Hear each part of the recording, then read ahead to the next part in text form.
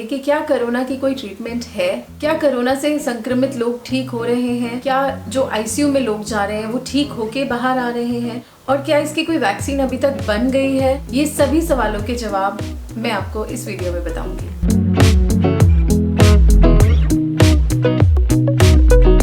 Please like कीजिए, share कीजिए और सब्सक्राइब कीजिए मेरे चैनल डॉक्टर साहब को, और नीचे कमेंट जरूर कीजिए। तो क्या कोरोना की ट्रीटमेंट अवेलेबल है?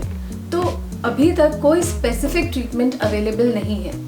हमारे लिए बेस्ट है कि हम अपने आप को आइसोलेशन में रखें, क्वारंटीन में रखें, कहीं बाहर जाएं तो मास्क लगा के जाएं और हैंड सैनिटाइजेशन और हैंड हाइजीन को फॉलो करें। तो अभी तक कोई स्पेसिफिक इलाज नहीं आया है। तो कोरोना से संक्रमित जो मरीज हैं वो ठीक कैसे हो रहे हैं? तो हॉस्पिटल में इनको सपोर्टिव ट्रीटमेंट करी जा रही है। जैसे कि अगर इनको बुखार है तो पैरासीटामोल देके बुखार को ठीक किया जाता है। अगर खांसी है तो फिर खांसी की दवाई दी जा रही है। अगर कोई इन्फेक्शन है तो एंटीबायोटिक्स और इन्फेक्शन को ट्रीट किया जाता है, और प्रोन पोजीशन में सोने के लिए कहा जाता है ताकि वेंटिलेशन हो। और अगर इनको सांस लेने में तकलीफ है तो इनको ऑक्सीजन प्रोवाइड किया जाता है बाहर से।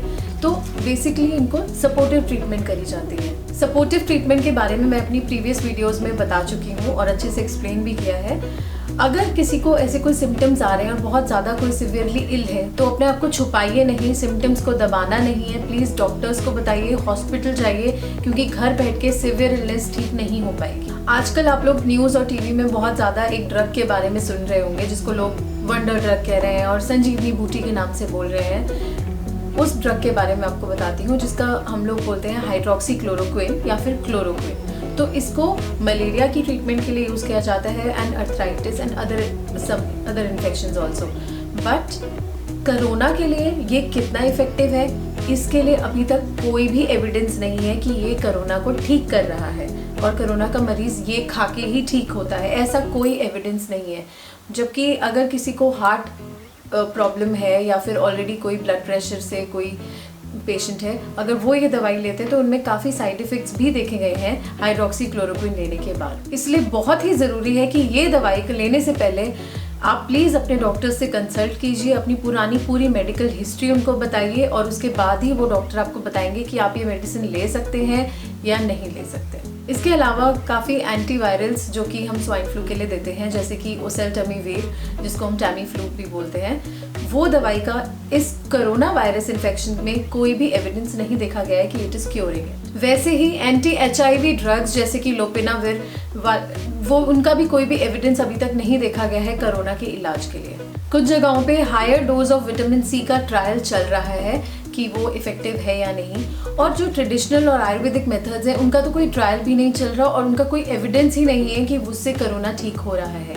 इसलिए हम कोई भी आयुर्वेदिक और आपको ट्रेडिशनल मेथड्स रिकमेंड नहीं करते हैं। एक और जो आप बहुत कॉमनली वर्ड सुन रहे हैं वो है प्लाज्मा थेरेपी। तो ये प्लाज्मा क्या है?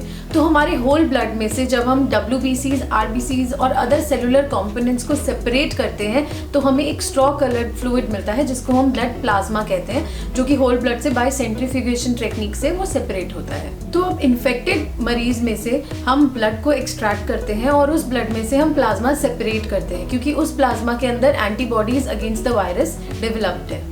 तो वो सेपरेटेड प्लाज्मा फिर हम इंजेक्ट करते हैं क्रिटिकली इल पेशेंट्स के अंदर, और वो प्लाज्मा के अंदर जो एंटीबॉडीज हैं वो हेल्प करती हैं और एक्ट करती हैं अगेंस्ट द वायरस। ये सबसे पहले इबोला वायरस के अंदर यूज हुआ था अफ्रीका में, और वो काफ़ी सक्सेसफुल भी हुआ था। प्लाज्मा थेरेपी की भी अभी स्टडीज़ चल रही हैं और देखा गया है कि कुछ पेशेंट्स के अंदर ये पॉजिटिव रिजल्ट्स शो कर रही हैं और कुछ पेशेंट्स ठीक भी हुए हैं।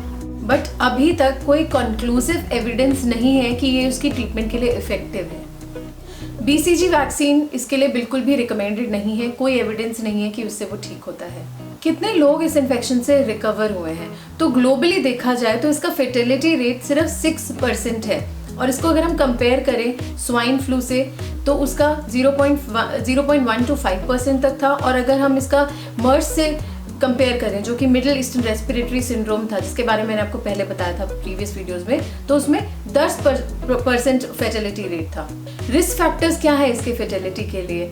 As plays a very important role. सबसे ज़्यादा रिस्क फैक्टर एज का ही है, जो कि 60 ईयर्स से ऊपर हैं, बुजुर्ग हैं उनमें, और जिनको ऑलरेडी हार्ट डिजीजेज हैं या फिर कोई डायबिटीज़ है, या फिर अगर किसी पेशेंट का ल्यूकोसाइटोसिस है और या फिर ल्यूकोपीनिया है, यानी कि उसके WBCs कम है या बहुत ज़्यादा है, वो भी एक रिस्क फैक्टर है। किसी इंसान को अगर एक बार कोरोना हो गया है, क्या उसको रिपीट ये फिर से हो सकता है ट्रीट होने के बाद? तो चाइनीज स्टडी के according 14 to 20% yes it can reoccur, हाँ ये फिर से हो सकता है। क्या कोरोना की वैक्सीन अवेलेबल है?